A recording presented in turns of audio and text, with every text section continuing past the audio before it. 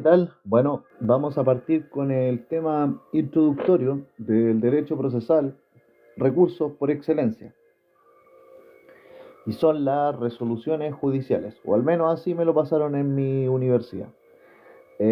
Vamos a comenzar.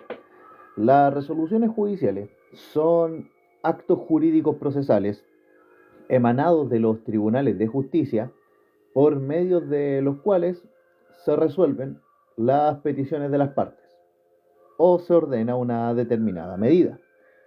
Las resoluciones judiciales entonces son actos jurídicos procesales emanados de los tribunales de justicia por medio de los cuales se resuelven peticiones de las partes o se ordenan determinadas medidas. Estos están regulados en el título 17 del libro primero del Código Civil. Según su naturaleza jurídica, las resoluciones judiciales pueden tener tres objetivos, que son, primero, resolver el tema de fondo en el juicio. Segundo, resolver cuestiones accesorias. Y tercero, referirse a la forma en que se lleva el proceso. Las resoluciones judiciales se pueden clasificar de la siguiente manera. Primero, sentencia definitiva. Segundo, como sentencia interlocutoria. Tercero, como auto. Y cuarto, como decreto. Bueno, sentencia definitiva. ¿Qué es una sentencia definitiva? Bueno, es aquella que pone fin a la instancia, resolviendo el objeto del juicio. Una sentencia interlocutoria se distingue en sentencia interlocutoria de primer grado y sentencia interlocutoria de segundo grado. La sentencia interlocutoria de primer grado falla un incidente, estableciendo derechos permanentes para una de las partes. La sentencia interlocutoria de primer grado falla un incidente, estableciendo derechos permanentes para una de las partes. Y la sentencia interlocutoria de segundo grado es aquella que resuelve algún trámite que sirva de base para pronunciarse sobre una sentencia definitiva o interlocutoria. La interlocutoria de segundo grado, entonces, resuelve algún trámite que sirva de base para pronunciar sentencias definitivas o interlocutorias. Un auto falla un incidente sin establecer un derecho para las partes. Y un decreto determina la sustanciación del proceso. No recaen los decretos, no recaen sobre trámites ni incidentes que sirvan de base para dictar una sentencia, sea definitiva o sea interlocutoria. Ok, vamos a señalar que la diferencia primordial entre un auto y una sentencia interlocutoria de primer grado es que, si bien es cierto, ambas fallan un incidente, el auto no establece derechos permanentes para las partes. Las resoluciones judiciales, ustedes pueden precisarlas en mayor medida en el artículo 160 del Código de Procedimiento Civil. Las resoluciones judiciales se pronuncian o dictan conforme al mérito del proceso y se basan en los principios de aportación de parte, inmediación y el principio dispositivo. Que para lo sepan, el principio dispositivo es aquel mediante el cual son las partes las que mueven el proceso, son las que les interesa que este avance y que el tribunal resuelva. ¿Cuándo se fallan las causas? A esto responde el artículo 162 del Código de Procedimiento Civil. Y bueno, tanto los tribunales colegiados como los tribunales unipersonales fallan las causas cuando estén en estado de fallo y en orden de su conclusión, la regla general. La excepción viene dada por materias que tienen preferencias para su fallo. Por ejemplo, los casos previstos por el legislador. Y estos casos previstos por el legislador son los siguientes. Primero, la deserción de recursos. En la deserción de recursos se pretende que se decrete un abandono de procedimiento respecto de un recurso interpuesto contra una resolución que causó un agravio, bajo el argumento de que el recurso es infundado.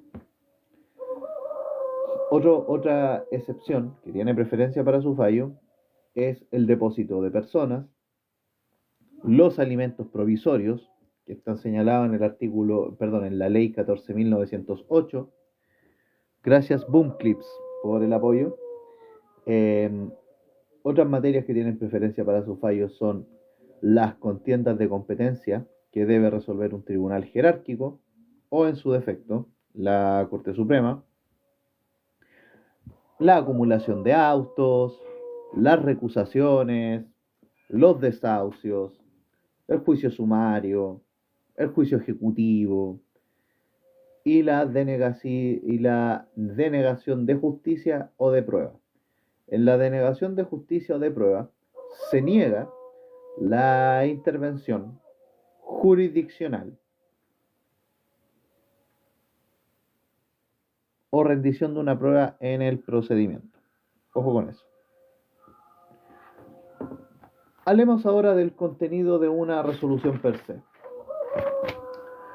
Si pueden escuchar el gallito atrás, claro.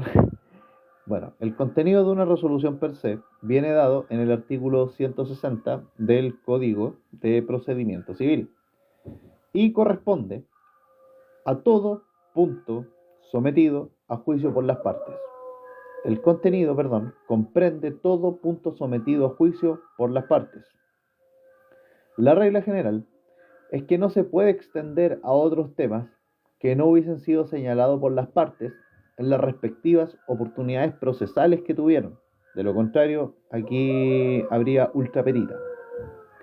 La excepción es que el legislador faculta al juez para que pueda ampliar el contenido de una resolución. ¿Cómo el juez toma una decisión para dictar una sentencia? Bueno, el juez, para dictar una sentencia, toma en consideración lo señalado en el artículo 161 del Código de Procedimiento Civil. Y depende aquí si se trata de un tribunal colegiado o de un tribunal unipersonal. Si se trata de un tribunal unipersonal, bueno, el tribunal unipersonal, compuesto por un juez, examina por sí mismo la causa para resolverla y desde luego tomar una decisión para dictar una sentencia o una resolución, valga la redundancia. Mientras que el tribunal colegiado, los jueces miembros toman conocimiento de los hechos por medio de un relator o del secretario del tribunal y con ello, con lo que les dice el relator o el secretario del tribunal, toman la decisión sin perjuicio que, siempre que lo estimen necesario, pueden revisar por sí mismos el mérito de los antecedentes. Ahora, ¿es necesario acaso que todos los miembros adopten una decisión y la firmen en una resolución judicial? Bueno, hay que distinguir aquí nuevamente. Para un decreto, no es necesario que todos adopten la decisión y la firmen, basta que uno lo haga. Pero, para el caso de las sentencias definitivas, las sentencias interlocutorias, tanto de primer grado como de segundo grado, que las de segundo grado son aquellas que resuelven algún trámite que sirva de base para pronunciar sentencias definitivas o interlocutorias. Bueno, en caso de sentencias definitivas, interlocutorias o autos, mínimo se requiere la firma de 3 miembros del tribunal colegiado. Mínimo. La firma de los 3 miembros. De 3 miembros. ¿Qué pasa si un miembro del tribunal colegiado no puede firmar la resolución? Por el motivo que sea. Gracias, Kitty, por el apoyo. ¿Qué pasa si un miembro del tribunal colegiado no puede firmar la resolución judicial? Bueno, La resolución debe sí o sí estar aprobada siempre por el mínimo de miembros requeridos, que son 3. Y, o bien, adoptada la decisión, basta que el juez imposibilitado de firmarla exprese su situación en el propio fallo. Estas dos situaciones pueden darse si un miembro del tribunal colegiado no puede firmar una resolución judicial. Bueno, la resolución debe estar aprobada por el mínimo de miembros requeridos, que son 3, y o, adoptada la decisión, basta que el juez imposibilitado de firmarla exprese su situación en el propio fallo. Vamos ahora con los requisitos comunes a toda resolución judicial. Requisitos comunes a toda la resolución judicial están dados en el artículo 169 del Código de Procedimiento Civil. Y estos requisitos comunes señalados en este artículo son los siguientes. Primero, expresión del lugar y fecha en que se expida la resolución. Expresión del lugar y fecha en que se expida la resolución y que debe constar en letras, debe especificarse en letras. Y segundo requisito común a las resoluciones judiciales, es que debe llevar al pie de la misma, al pie de la resolución, la firma electrónica avanzada del juez o los jueces, dependiendo si es un tribunal unipersonal o colegiado, que dicten la resolución o intervengan en un acuerdo. Bueno, esos serían los requisitos comunes que a toda resolución judicial, que como dijimos están en el artículo 169 del Código de Procedimiento Civil. Expresión del lugar y fecha en que se expida la resolución y que tenga la firma electrónica avanzada del juez o los jueces que dicten la resolución o intervengan en el acuerdo. Vamos ahora con los requisitos de una sentencia definitiva. Los requisitos de una sentencia definitiva, esta es pregunta examen de grado, chicos, así que tienen que manejarla bien. Los requisitos de una sentencia definitiva vienen dados por el artículo 170 del Código de Procedimiento Civil, más el auto acordado, un auto acordado que se dictó el día 30 de septiembre del año 1920. Bueno, vamos con los requisitos entonces de una sentencia definitiva. Las sentencias definitivas de única o primera instancia y las de segunda instancia que modifiquen o revoquen en su parte dispositiva la de otros tribunales debe contener lo siguiente.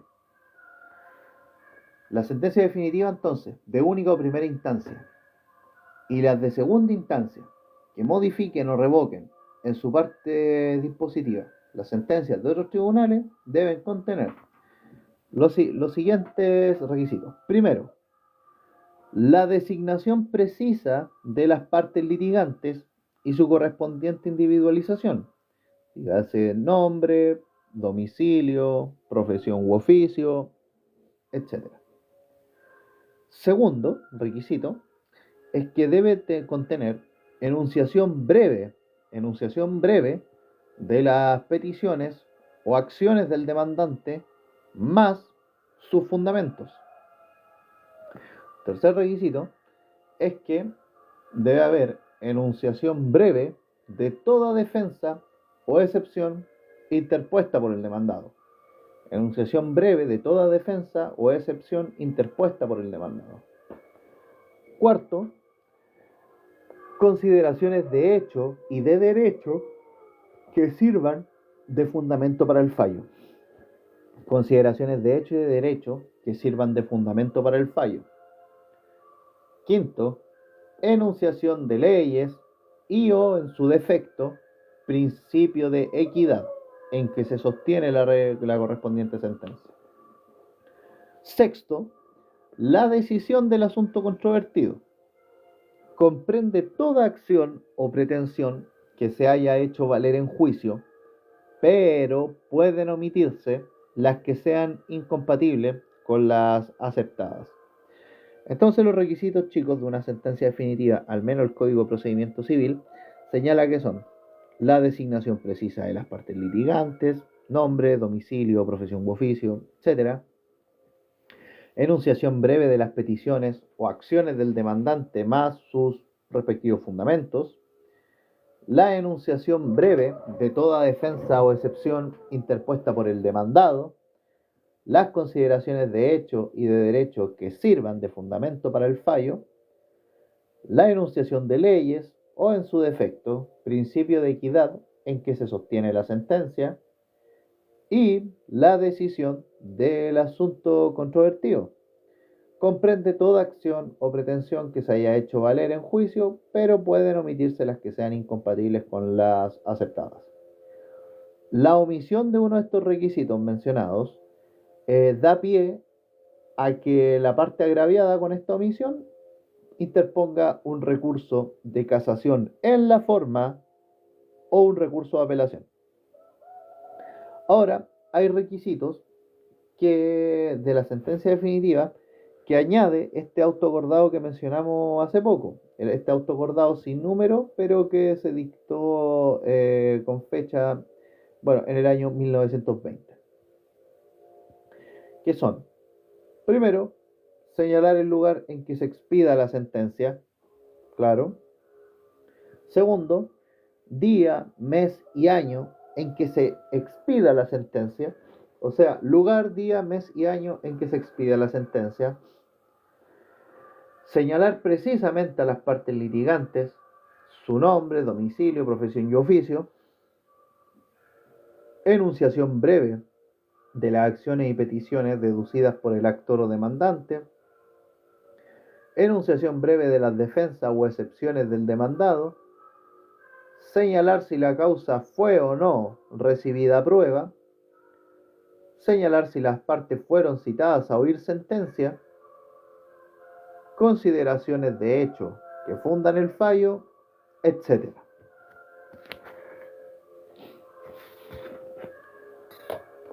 Ahora, vamos a precisar otro asunto más, que son los requisitos de una sentencia definitiva cuando el objeto del juicio es una indemnización de perjuicios. Bueno, y los requisitos de una sentencia definitiva cuando el objeto del juicio es una indemnización de perjuicios o devolución de frutos están señalados en el artículo 173 del Código de Procedimiento Civil y, ojo, es una situación especial. Los requisitos de una sentencia definitiva, cuando el objeto del juicio es indemnización de perjuicios o devolución de frutos, son: primero, cuando una parte es condenada a devolución de frutos o indemnización de perjuicios y se ha litigado sobre su especie y monto, la sentencia definitiva debe determinar la cantidad líquida a abonarse. Ahora, es posible que la sentencia declare sin lugar el pago de la indemnización o devolución, si es que no resultan probados la especie y momento de lo que se cobra, o al menos no se da base para determinar liquidación en la indemnización de perjuicios.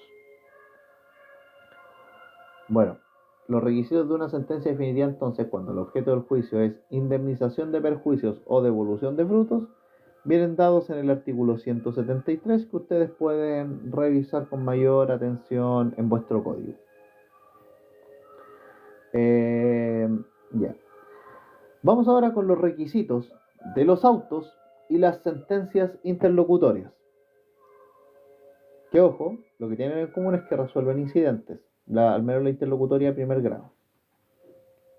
Pero la interlocutoria de primer grado fija derechos permanentes para las partes, mientras que el auto no.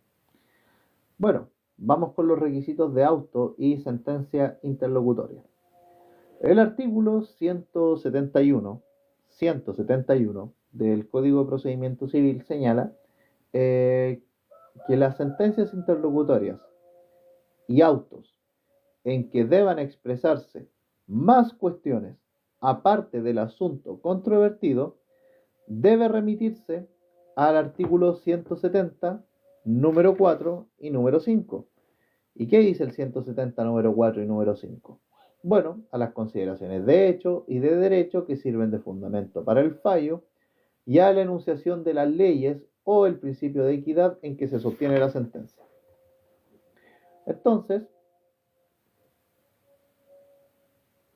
aquí, ¿qué implica que una resolución esté en calidad firme y ejecutoria? Bueno, eso ya dejando claro los requisitos del auto y sentencia interlocutoria, que según el 171, bueno, que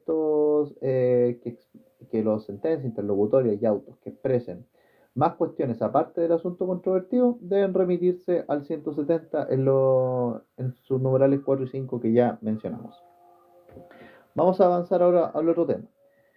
¿Qué implica que una resolución esté en calidad de firme y ejecutoria? Esta pregunta es de examen de grado y se las pueden hacer al tiro ustedes entrando. ¿Qué implica que una resolución esté en calidad de firme y ejecutoriada? Bueno, para el Código de Procedimiento Civil, firme y ejecutoriada son sinónimos, conforme al artículo 174 del Código de Procedimiento Civil. En 3 casos, una sentencia está firme y ejecutoriada. En 3 casos, una sentencia está firme y ejecutoria. Y estos casos son: primero, desde el momento en que se notifica a las partes, en caso que no proceda recurso alguno. Ojo con eso. Ahora, también se entiende que una sentencia está firme y ejecutoriada desde que se notifica la resolución judicial que ordena cumplir la resolución principal, siempre que previamente se haya presentado un recurso y éste ya se tramitó y presentó. Y un tercer caso en que la sentencia está firme y ejecutoriada es desde que ya transcurrió el plazo para impetrar el recurso y no se hizo uso de este derecho, que es el derecho de interponer un recurso. Bueno, tratándose de sentencias definitivas, es necesario que el secretario del tribunal certifique que están en calidad de firme y ejecutoriada. Desde que se emite dicho certificado a la carpeta electrónica, la causa se considera firme, sin más trámite. En la práctica, el secretario del tribunal certifica tanto las sentencias firmes como las interlocutorias, por un tema de seguridad jurídica. Los efectos del estado de firme y ejecutoriada, tanto de una sentencia definitiva o interlocutoria, de señalar que, remitiéndolo a lo anteriormente dicho, que en la práctica el secretario certifica tanto las sentencias definitivas como interlocutorias por un tema de seguridad jurídica. Ahora, los efectos del estado de firme y ejecutoriada de una sentencia definitiva o interlocutoria son los siguientes. Efectos del estado de firme y ejecutoriada de una sentencia definitiva o interlocutoria son los siguientes. Primero y segundo, nace tanto la excepción como la acción de cosa juzgada. Nace tanto la acción como la excepción de cosa juzgada, que eso podemos remitirnos al juicio ordinario de mayor cuantía.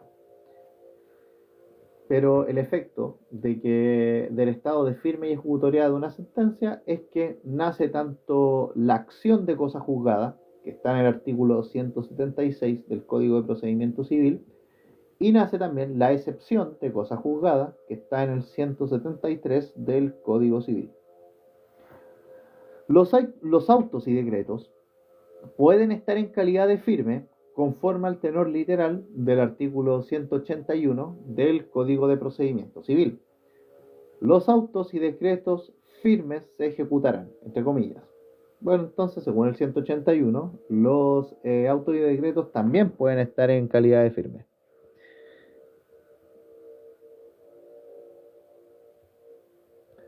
¿Una resolución puede ser modificada? Bueno, según el artículo 182 del Código de Procedimiento Civil, una vez notificada una sentencia definitiva o interlocutoria a alguna de las partes, puede ser modificada. Claro, el tribunal no puede afectar ni modificar dicha resolución judicial,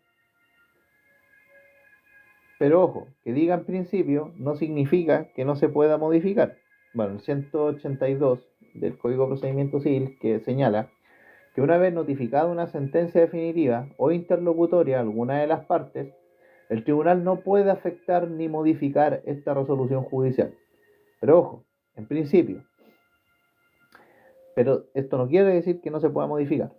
¿Por qué? Porque el propio legislador, en el artículo 184 del Código de Procedimiento Civil, señala que el tribunal, de oficio, puede rectificar una resolución judicial dentro de los primeros días siguientes a la notificación de la sentencia, cuando hayan errores de cálculo, diferencias, etc. Es lo que se conoce como el recurso aire, o el recurso de aclaración, interpretación, rectificación o enmienda, que lo vamos a ver ahora a continuación. Por otro lado, el legislador da a las partes mecanismos para anular o modificar resoluciones judiciales bajo ciertas causales. El fundamento que ya se da tras esto, que es también el fundamento de nuestro sistema recursivo, es que los jueces son seres humanos y pueden equivocarse. Por eso existen los recursos como mecanismos de impugnación de las resoluciones judiciales. Podemos entender la impugnación con los recursos una relación género-especie. Una impugnación es un acto jurídico procesal. Una impugnación es un acto jurídico procesal destinado a cuestionar la validez de una resolución judicial mediante la interposición de un recurso. Una impugnación es un acto jurídico procesal destinado a cuestionar la validez de una resolución judicial mediante la interposición de un recurso. Para que se pueda modificar una resolución, es necesario que se produzca un agravio. Guarden bien esa palabra, agravio, para una o ambas partes en el litigio. ¿Qué es el agravio? El agravio es un elemento esencial en el sistema recursivo chileno. Y se puede entender un agravio como daño, ofensa o perjuicio ocasionado por la sentencia o resolución judicial y que el recurrente expone con sus respectivos errores de hecho y de derecho. Ojo, se puede eliminar este agravio por medio de dos vías. Muchas gracias, don por el apoyo.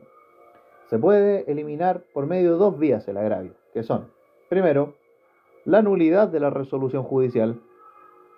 Aquí, hablamos de la nulidad de la resolución judicial del tribunal acuo, el tribunal inferior, declarada por el tribunal AFQEM, que es el tribunal de alzada, o el superior de este tribunal acuo.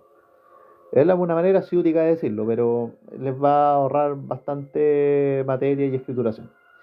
El tribunal acuo es el tribunal inferior y el tribunal AFQEM es el tribunal superior jerárquico de este tribunal acuo. Pero bueno, esta nulidad entonces, esta forma de pedir la eliminación de este agravio es por la nulidad de la resolución judicial del tribunal inferior, por medio de una resolución que dicte el tribunal superior jerárquico. Y la otra vía es la enmienda de parte del mismo tribunal que dictó la resolución. Y aquí es lo que entra en juego lo que conocemos como un recurso de reposición.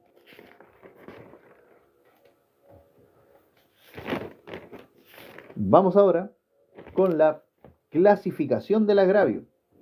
La clasificación del agravio. Según su causal, el agravio se puede clasificar en genérico o específico. El agravio genérico, la ley aquí no establece claramente la causal a invocar, sino que su rango es amplio en el agravio genérico.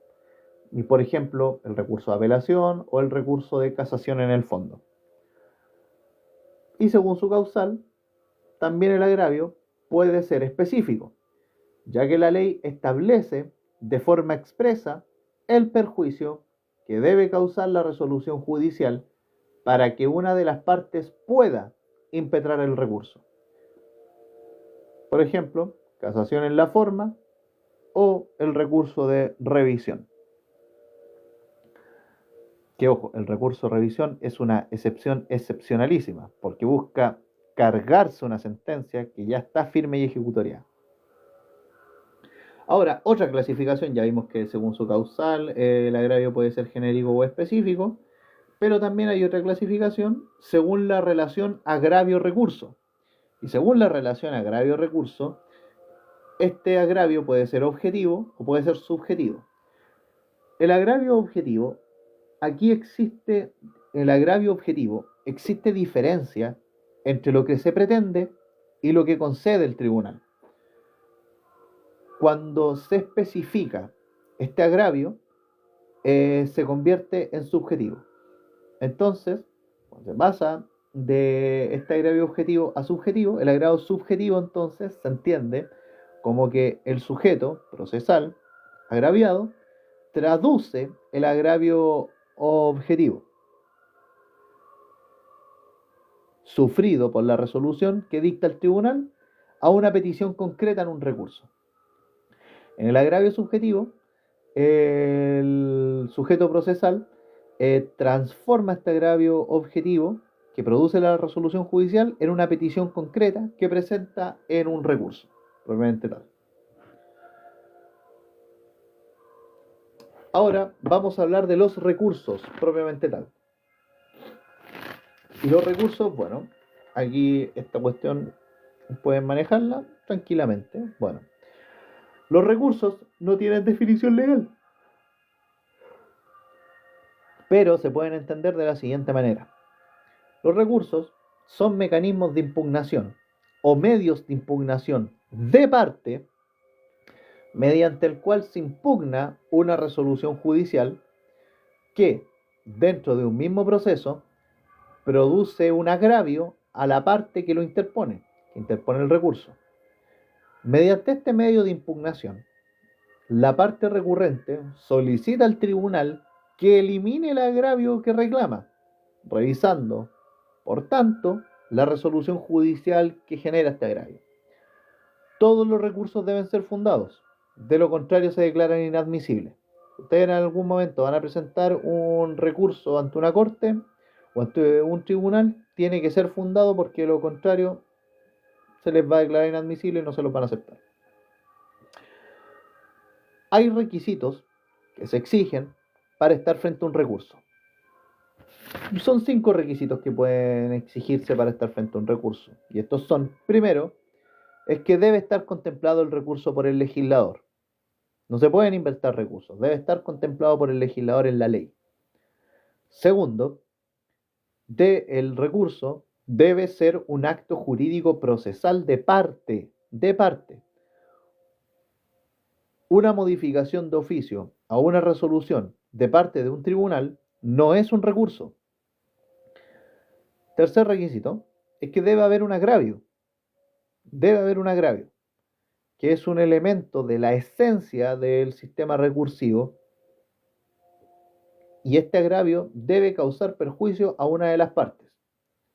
El fin del recurso es eliminar el agravio.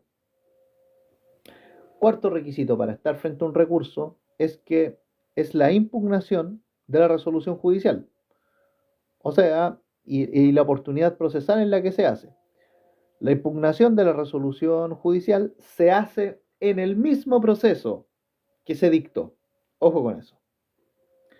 Y un quinto requisito, ya para estar en presencia de un recurso, es que se debe revisar obviamente la sentencia impugnada, lo que podría traer como consecuencia que la validez de otros actos jurídicos ligadas con esta sentencia se vea comprometida. En razón de los requisitos que ya mencionamos, es que la acción de protección y amparo son más bien acciones que recursos. ¿Por qué son más bien acciones que recursos? Porque en el caso de lo que se reclama en un recurso de protección y un recurso de amparo, aquí no hay una resolución judicial previa. Entonces es más correcto decirle acciones que recursos. Bien, vamos ahora con los presupuestos para entablar un recurso.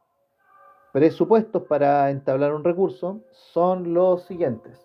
Tenemos presupuestos tanto subjetivos como presupuestos objetivos.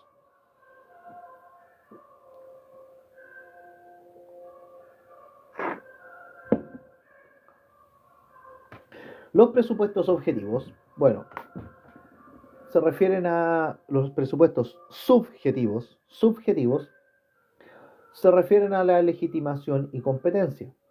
Que el que entabla el recurso esté amparado por la ley y que el tribunal sea competente para conocer el recurso. A eso se refieren los presupuestos objetivos, a legitimación y competencia.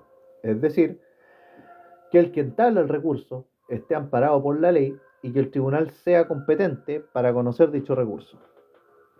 Y los presupuestos objetivos son tres, que son recurribilidad, idoneidad y gravamen. Los presupuestos objetivos son recurribilidad, idoneidad y gravamen. La recurribilidad se refiere a la verificación de que la resolución efectivamente sea impugnable, que efectivamente se pueda recurrir. La idoneidad es que el recurso sea el efectivo para impugnar la resolución judicial. Y el tercer presupuesto objetivo es el gravamen, que es la diferencia entre lo pretendido y lo conseguido. Esta es la definición de agravio objetivo. Diferencia entre lo pretendido y lo conseguido. Y que cuando se especifica pasa a ser un agravio o gravamen subjetivo. Vamos ahora con la fuente de los recursos. Con la fuente de los recursos. Bueno, ¿cuáles son las fuentes de los recursos? Bueno, mencionemos 5. La Constitución, obviamente, y esto ustedes lo pueden ver en el artículo 19, numeral 3 del Código Civil, que es sagrado, el artículo 19, numeral 3, y que inspira el nombre de este canal, que es en relación al debido proceso, y que contiene, no de manera expresa, pero sí implícita, la idea del derecho al recurso, que la vamos a ver a continuación, ya queda muy poquito para que la veamos. Otra fuente de los recursos son los tratados internacionales, que también se refieren al debido proceso, también, y la ley, diferentes leyes, como el Código de Procedimiento Civil, que regula expresamente los recursos de apelación y casación, tanto en la forma como en el fondo. También el Código Procesal Penal, que también tiene recursos ahí, recurso de apelación penal, recurso de nulidad. También tenemos los recursos que pueden estar presentes en en la ley 19.968, que es la ley que crea los tribunales de familia. Los recursos que encontramos también en la ley 19.880, que se ligan al procedimiento administrativo, que tienen sus propios recursos, su propia tramitación, etc. Constitución, tratado internacional es ley. Quédense con esa idea de que estas son las fuentes de los recursos. Vamos a hablar ahora de la clasificación de los recursos propiamente tal. Habíamos visto la clasificación de los agravios, ahora vamos a ver la clasificación de los recursos. Y podemos clasificar los recursos en torno a 4 criterios, que son los siguientes. Primero, según su fuente, los recursos pueden ser constitucionales o legales. Pero como dijimos, los recursos constitucionales son más bien acciones porque no hay una resolución judicial previa que cause un agravio. Y pueden ser también legales, que son la regla generalísima. Otro criterio de clasificación de los recursos es según su tipo de causal. Y según su tipo de causal, los recursos pueden ser ordinarios o extraordinarios. Los recursos son ordinarios cuando proceden contra la mayor cantidad de resoluciones judiciales. Un recurso es ordinario cuando procede contra la mayor cantidad de resoluciones judiciales. Y un recurso es extraordinario cuando procede contra determinadas resoluciones judiciales. Y aquí mencionemos los recursos de casación, que los vamos a ver más adelante. Pero extraordinario procede contra determinadas resoluciones judiciales. Y los ordinarios contra la generalidad o la mayor cantidad de resoluciones judiciales. Otro criterio de clasificación de los recursos es según el fin que persigue. Y según el fin que persigue, un recurso puede ser de enmienda o puede ser de nulidad. El recurso de enmienda busca modificar la resolución judicial impugnada, que causa el agravio que impone el recurso. Busca entonces modificar la resolución impugnada que causa un agravio al que interpone el recurso.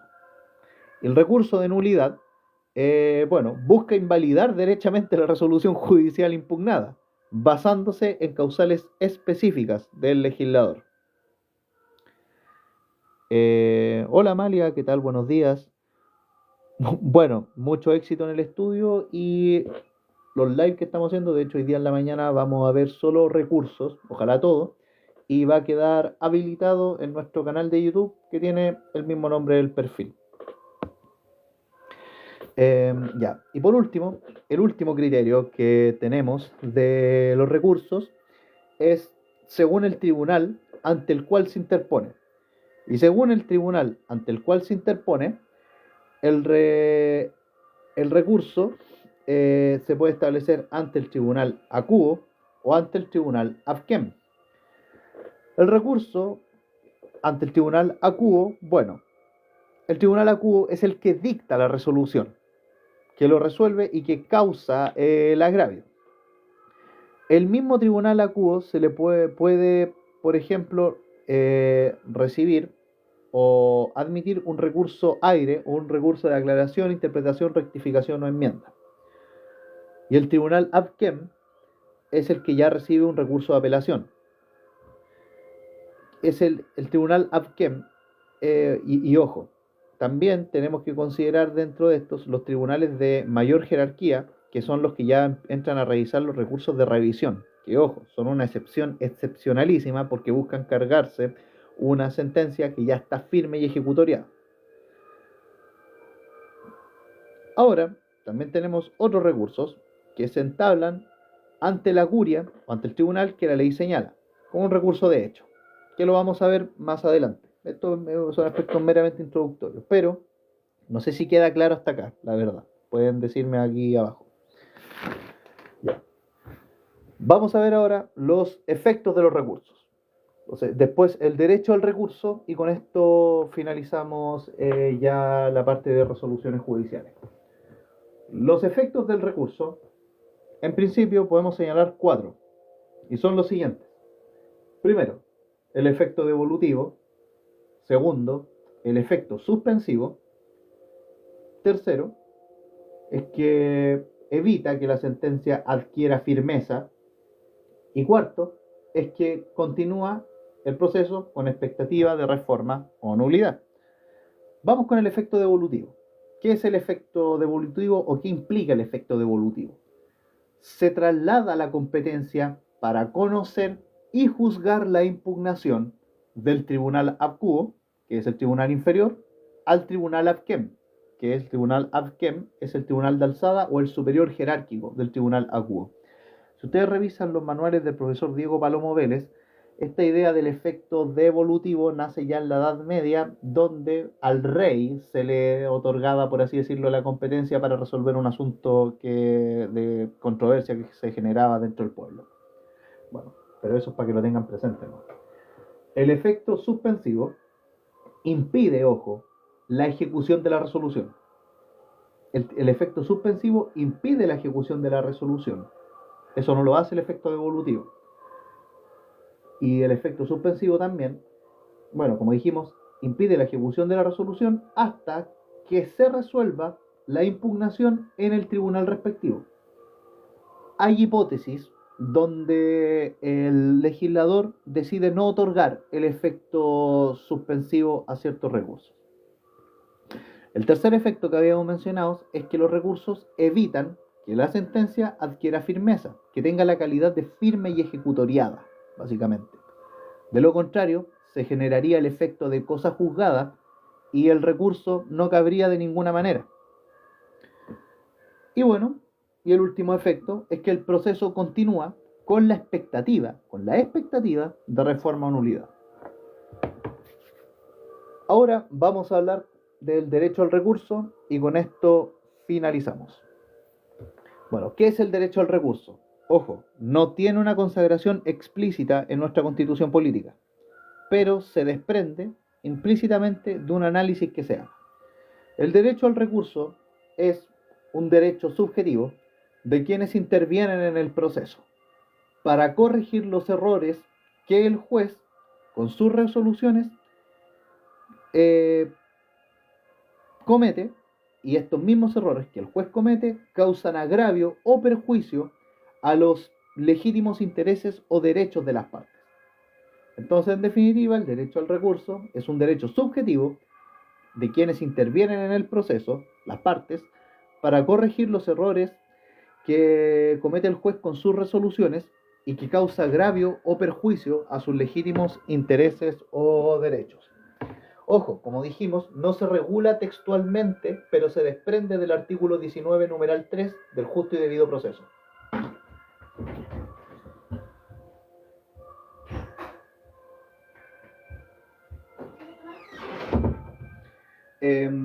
La jurisprudencia, nuestra jurisprudencia ha dicho que la posibilidad de impetrar un recurso es hasta cierto punto una decisión político-legislativa que implica que el derecho al recurso será un derecho fundamental, configurado tanto legal como constitucionalmente.